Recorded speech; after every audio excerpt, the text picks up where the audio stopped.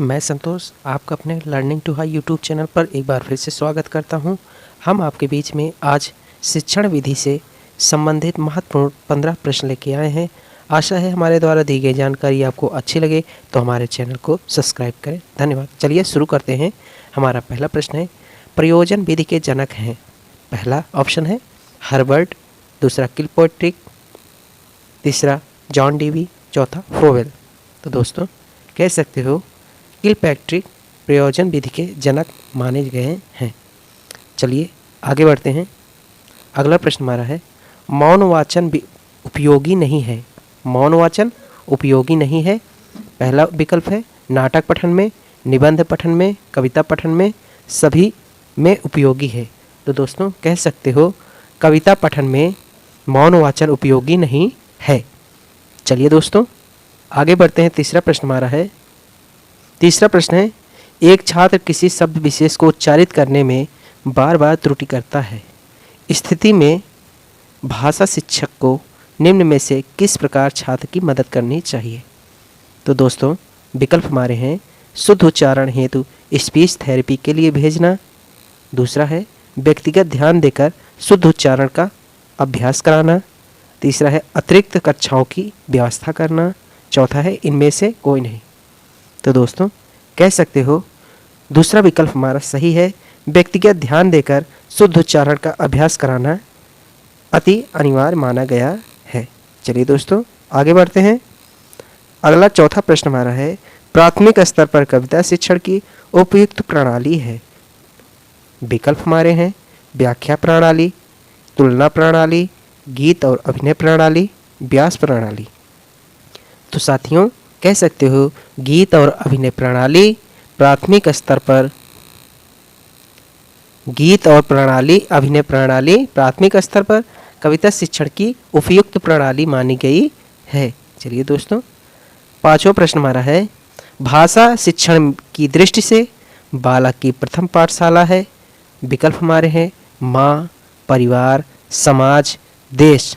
तो दोस्तों कह सकते हो भाषा शिक्षण की दृष्टि से बालक की प्रथम पाठशाला उसका परिवार माना गया है। चलिए दोस्तों अगला प्रश्न देखते हैं। छठवां हमारा है, एक बालक जो कहलाता है उसे वाचन दक्षता में निपुण करने के लिए कौन सा वाचन अधिक उपयुक्त होगा। तो दोस्तों विकल्प हमारे हैं सामूहिक वाचन, मौन वाचन, एकल वाचन, आदर्श वाचन।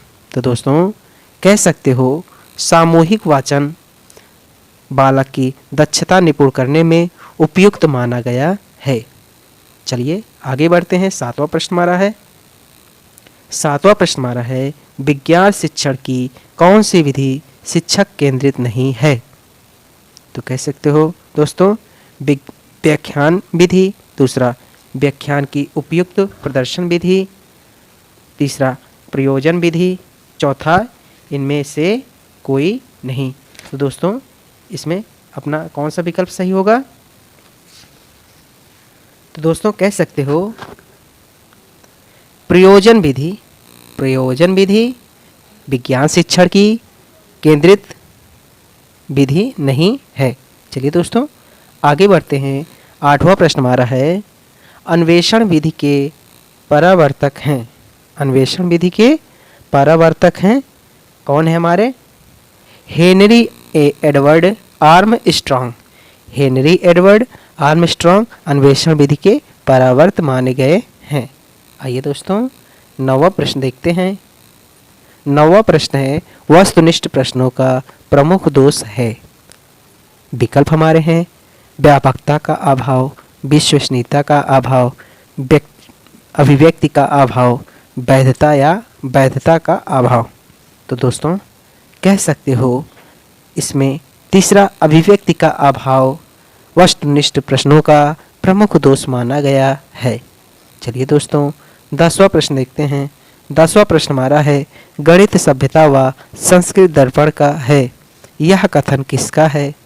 तो दोस्तों ऑप्शन हमारे हैं कांट, होगबेन, डाल्टन, रोजर बैकन।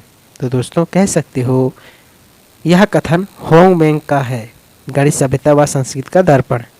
चलिए दोस्तों आगे बढ़ते हैं। हमारा 11वां प्रश्न है, कामेंद्रियों या ज्ञानेंद्रियों की शिक्षा किस शिक्षण प्रणाली में दी जाती है? तो ऑप्शन हमारे हैं डाल्टन प्रणाली, मॉन्टेसरी प्रणाली, किंडरगार्टन प्रणाली, प्रयोजन प्रणाली। तो दोस्तों इसमें मॉन्टेसरी प्रणाली कामेंद्रियों व ज्ञानेंद्रियों की शिक्षा प्रणाली दी जाती है। चलिए आगे देखते हैं। अगला हमारा 12वां प्रश्न है, हर्बर्ट की पंचपदी का पद नहीं है। ऑप्शन हमारे हैं विकल्प प्रस्तावना, प्रस्तुतिकरण, तुलना, पुनरावृत्ति। तो दोस्तों कह सकते हो पुनरावृत्ति हर्बर्ट की पंचपदी नहीं है। आइए दोस्तों आगे बढ़ते हैं। अगला प्रश्न हमारा 13वां कहता है, खेल विधि के परावर्तक हैं। खेल विधि के परावर्तक हैं, पहला विकल्प है फ्रोवेल, Montessori, Henry, Caudwell, cook, Helen park. तो दोस्तों तीसरा विकल्प हेनरी कार्डवेल कुक खेल विधि के परावर्तक माने गए हैं। चौथा देखते हैं। 14वां हमारा प्रश्न है, वाचन की कौन सी विधि संकोची छात्रों के लिए उपयोगी है? तो विकल्प हमारे हैं व्यक्तित्व वाचन, मौन वाचन, संवेद वाचन, आदर्श वाचन। तो दोस्तों संवेद वाचन की संकोची छात्रों के लिए उपयोगी है। चलिए